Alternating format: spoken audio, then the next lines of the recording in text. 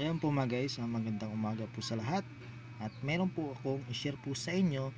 At ito po yung coins na to ay 2008. Ito po yung tatalakayin po natin para po malaman po ng iba. Ayan po mga guys, marami po kasing nagtatanong kung meron na ba daw itong value, itong 2008. Yes po, na meron na po ito. Ayan po, sa nagtatanong po dyan, sasagutin ko po ang inyong katanungan. Ayan po, para po yung isang piraso po ay makakatulong na po ito. And dahil nga po ito ay hard to find na po at mahirap na po hanapin itong 2008. Kung ito po ay may sukli po sa inyo at pwede nyo rin po ibenta sa ating mga online o sa ating mga coin collector. Huwag lamang po kayo magsawang na mag-send ng inyong mga coins. Yan po sa ating mga comment section o saan lang kayo, sa YouTube, sa online o sa Facebook.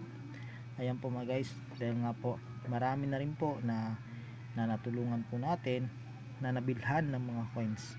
Ayan po, kahit isang piraso lamang po yun, kung po yun ay tugma sa ating hinahanap at mapapansin ang inyong mga coins. Ayan po, ito ay 2008, hard to find. Ayan po, at ito po mga guys ay nagkakaalaga na rin po ito ng higit libo na po, 1,500. Ayan po, at nagkadepende po sa kalidad ng inyong coins. Ayan po mga guys, 1,500 up to 2,500 na po ang bintahan po nito o bilhin po sa inyo. Ayan po mga guys, ito po yung 2008 at meron po tayong hinahanap sa 2008. Ayan po, hindi po kaagad-agad po natin yan maibenta kapag yan po ay hindi po hinahanap ng ating mga coin collector. Kagaya po nito sa nakikita nyong 2008. At punta po tayo dito sa kanyang kagwil kaagad. Kung meron po tayo makikitang 2008. Ayan po, meron po ako dito dalawa. Ayan, 2008 po ito. At ito ay makikita nyo po sa kanyang kagwil. Ayan, pansinin po natin, pasensya na po, medyo makulit po ang aking kamay. Ayan po. Tingnan po natin kung ito po ay same ang kanyang kagwil likuran. Yan po. At makikita po natin dito, pasensya na po medyo malikot yung aking kamay. So 1993. Yan. Dito po tayo sa 1993. Ayan, 1993. Ayan po mga guys, makikita po natin yan dito. Ayan, 1993 po ito at Bangko Sentral ng Pilipinas at sa kanyang bituin, yan, at sa kanyang kagwil. Ayan po, kita po natin yan. At dito lang po tayo sa isa. Ayan, dalawa po kasi tayong, meron tayong dalawa. At dito naman po ay 1993 din po, makikita din po natin Bangko Sentral ng Pilipinas. Kuwari lang kung yun po ay error coins, ay magkaiba na po yung kapag error coins. Ayan po, sa kagwil niya naman po dito, yan, makikita po natin yan kung ito ay die 2 ba o die 1, dahil nga po ang hinahanap po natin ay mataas ang kanyang ngipin sa may kagwil. Ayan po, pero pag dito naman po tayo sa kanyang 2008 at makikita po natin medyo ito ay dito hindi masyado buo ang kanyang 2008. At makikita po natin yan dito, yan, nakikita nyo naman po yung 2 niya po ay nasa parang gitna na po siya.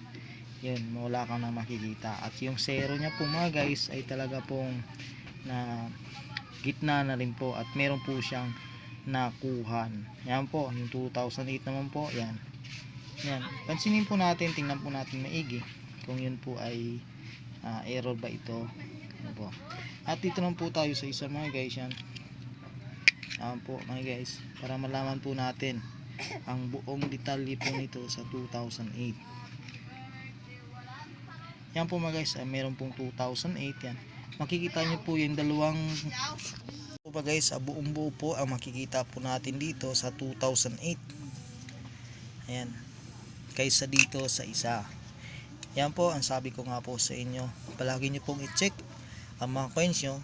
Malay nyo po yung coins na yan ay isang error coins. Pero po mga guys, kahit na meron kayo nito, yan 2008, kahit hindi error po siya, ay talaga po hinahunting na rin po ito ng ating mga kaibigang coin collector.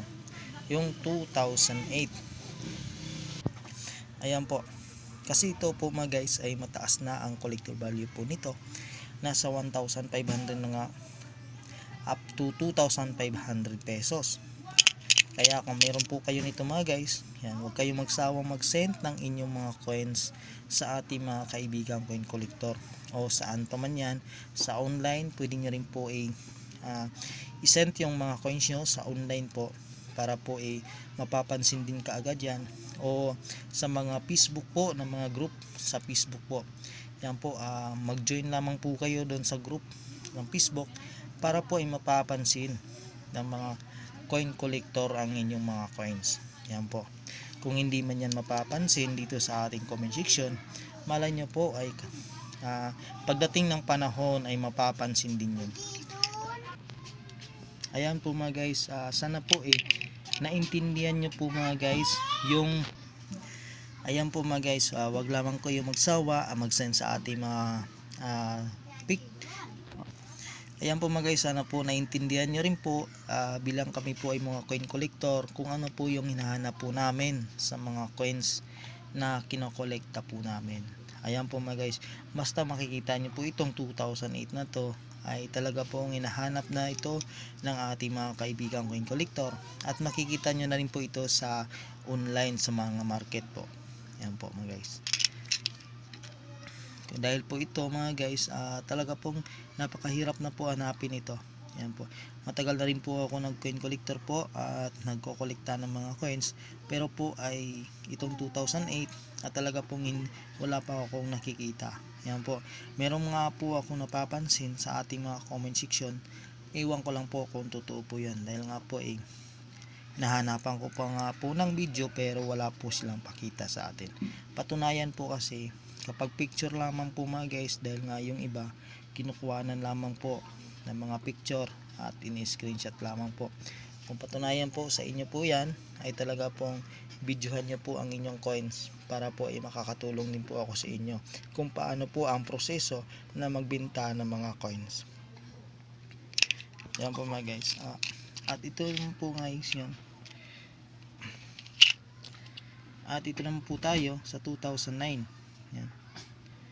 Dahil nga po yung 2009 ay meron din po tayong die 1, die 2, die 3, die 4. Yun po ang hanapin po natin, yung die 4 po nito.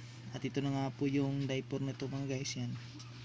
Napakaganda po yung die 4 nito. At ito po mga guys ay mataas na po ang collector value po nito. Kaya wag po natin itong baliwalain itong mga coins na to. Ay napakaganda pa po mga guys. Itong 2009 na die 4 po. Ang madalas pa po natin makikita ay yung pong 2009 na die 1. Yan po mga guys. Yung die 1 po nito ay talaga pong yan, katulad po nito mga guys. Yan. Makikita nyo po kung ano po yung kakaibahan po nito sa die 1 o die 4. Ayan po mga guys. Tingnan po natin, medyo plain po dito, at pagdating naman po dito, yan ay talaga pong makikita nyo kung ano po yung kakaibahan po nito. At dito naman po sa 1993, yan, sa 1993 na po mga guys, yan, since na po ay medyo sa 1993 naman po, makikita nyo po dito ay medyo malayo po yung 1993. Pagdating naman po dito, yan,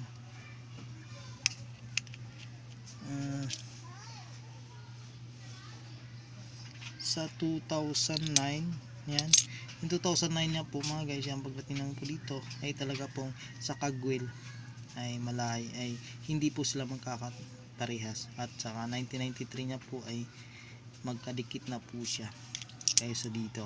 Yan, makikita niyo po yan, 1993, at dito naman po 1993. Yan, tingnan po natin maigi po yan para po ay makikita niyo po talaga kung ano po yung kakaibahan sa die 1, die 2, die 3, die 4. Ayan po. Ito po yung hanapin po natin. Ayun nga po, mataas na ang collector value po nito.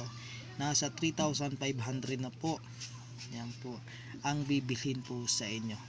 At taga-depende nga po sa coin collector, sa mga coins nyo po.